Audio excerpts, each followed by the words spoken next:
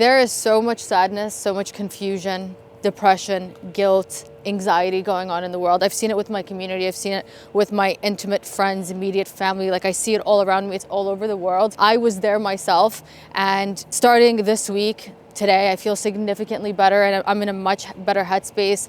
I've escaped that headspace of feeling sad, depressed, stagnant, and hopeless. And I'm going to share with you how I was able to do that and how I can continue on with life and lead a semi-normal life while not feeling guilty and inhumane. When the news came out October 7th, the week of, it was a huge shock. Historically, we have never been able to witness to the degree and explicitness of what's been happening in Palestine until now. It's all over Instagram, whether you want to see it and you don't want to see it, it's in your face. Even if you want to close the app, you're going to open the app because we have a habit, like the muscles in our fingers, the habit of just opening it up will still proceed, whether you intentionally right now don't want to open it. And so being able to handle the condition that we're dealt with in life, right? This is a condition, right? And how we respond with the decision of what we're going to do will change the course of our life. So when this initially came out, there was a week where I was in complete shock, isolation, depression, constant crying. And I believe that's a very natural response for humans.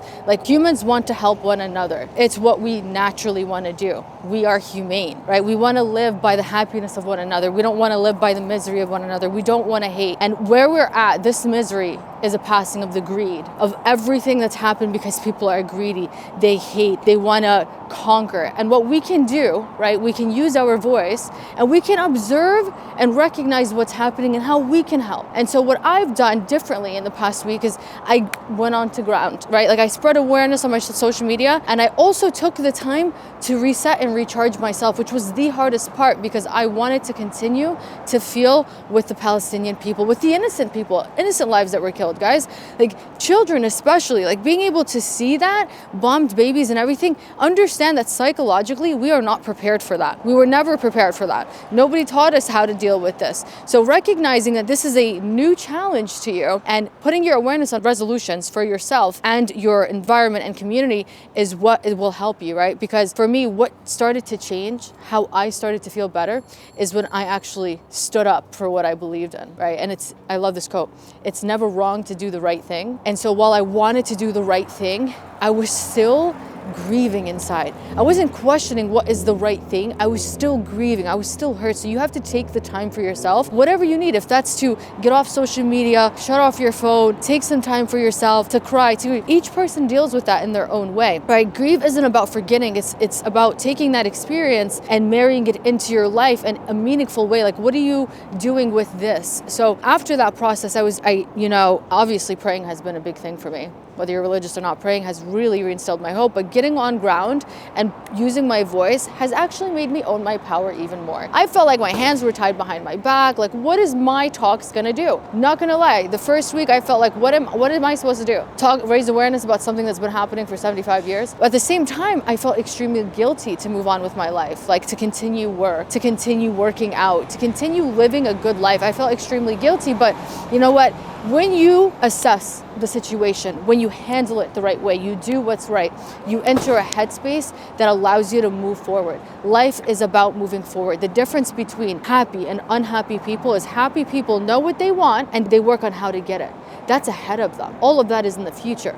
Unhappy people think about their problems and their pains all in their past events, right? So if we want to help society, if we want to be good for ourselves, our friends, our family, our community, our brothers and sisters all over the world, we have to be strong. And what that means is we don't dismiss what's happening in the world, and we also don't destroy what we've got going on in our life. And I believe that's where it's very hard for people. There's this gray area of, I should just keep silent because then I could continue on with my life because then I didn't acknowledge what happened. But subconsciously, you know that's not right. It's not sitting right with you. And then on the other hand, you want to talk about it and then you want to help, but you don't know how. And at the same time, you want to move on with life. So here's a simple answer. Help by being a part of humanity. Spread awareness. Show up. If you don't have all of the knowledge, listen, you don't have to be politically educated. You don't have to graduate from Harvard. You don't have to know everything that's happened in the last 10 decades. When you do what's right for humanity, which is as simple as a reshare, repost, educating yourself so you have some basic knowledge of what's happening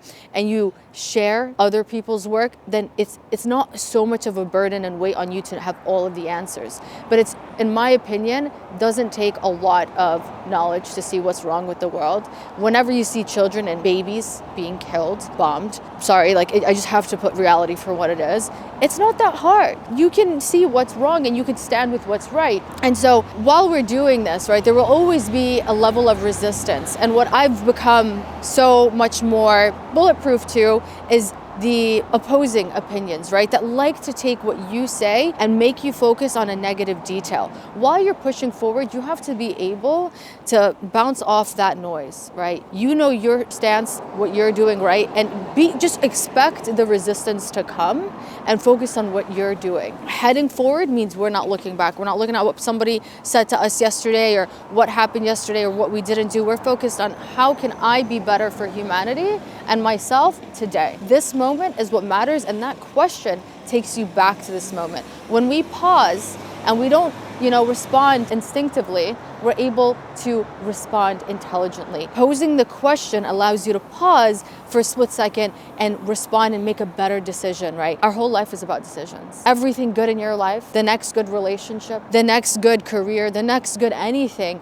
is all a decision away. And while we have such a great opportunity to work on our futures, it's very important to recognize that we are all one. And while the system likes to divide us, likes to make us scared, afraid, silent, vulnerable, they want to weaken us so that we don't use our voice. And what the protest did yesterday for me was it made me extremely powerful, extremely energized, you guys. Like, I went to this protest after 2 weeks. I was emotionally depleted. I've been home. I've been a homebody. I'm not gonna lie. I go to the gym, but I go right back home. I don't want to go out. Like, I'm in that mood. That was the mood. But when I went to this protest, man, the energy is still with me. The community was extremely powerful. And what that protest did was it made everyone there realize how powerful their voice is and how much power we have together and how possible it is to bring change to society and to help the people that need help. Like, guys, just because they're at a distance, a different place, a different culture, a different religion does not matter. We are all brothers and sisters,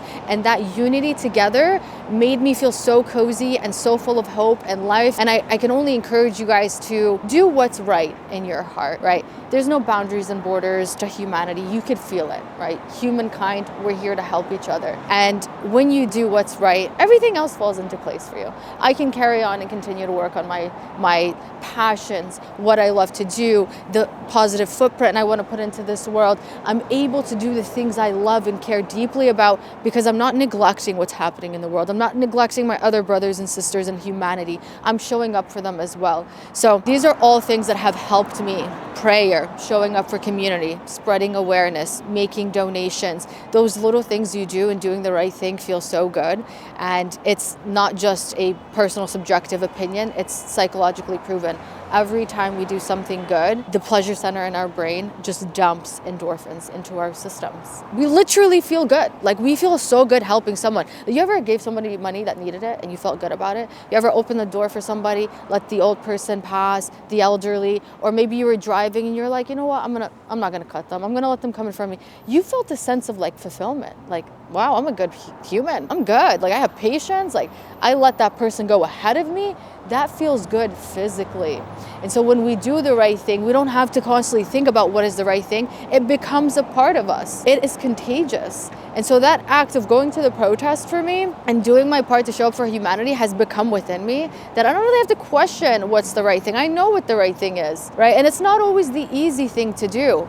Doing the right thing isn't always fun. It isn't always popular, and it isn't always easy. But the more you do it, the more it becomes you. It becomes your identity. And you know you're on that right path when you feel good. Like, I feel good right now. Hello, world. I'm ready to move on with my life. I'm in no phase of intimidation, fear. I know that there might be judgment, resistance, but I'm going to show up with kindness. We don't need to be more clever. We need to be kind. We need to show up for one another, and that's something we naturally know how to do. So I encourage you guys to keep moving forward in your life, to use your voice, to help society, humanity, to educate yourself on some degree, and to own your power by owning your voice. This weekend was amazing. I'm gonna host a community run this coming weekend, and I'm gonna keep this moving. We have to keep spreading awareness. To put a blindfold on is probably the thing that some people want to do, because it is really hard moving on with life. But trust me when I tell you, when you show up even in the littlest way, it makes it a lot more possible for you to move on in your life. And that's what we're about. Like, we're not gonna stay stagnant, back, depressed, and let life move on while we sit here in fear. That's not what we're about. We're about moving with resilience and making the best decisions possible for ourselves, our community, and the world around us. I hope you guys enjoyed this talk. Comment your thoughts below. And if you're in the New Jersey, New York area, I hope to see you guys this Saturday. Check out my Instagram at evolve.nation for more details, and I hope to see you guys there. Peace and love.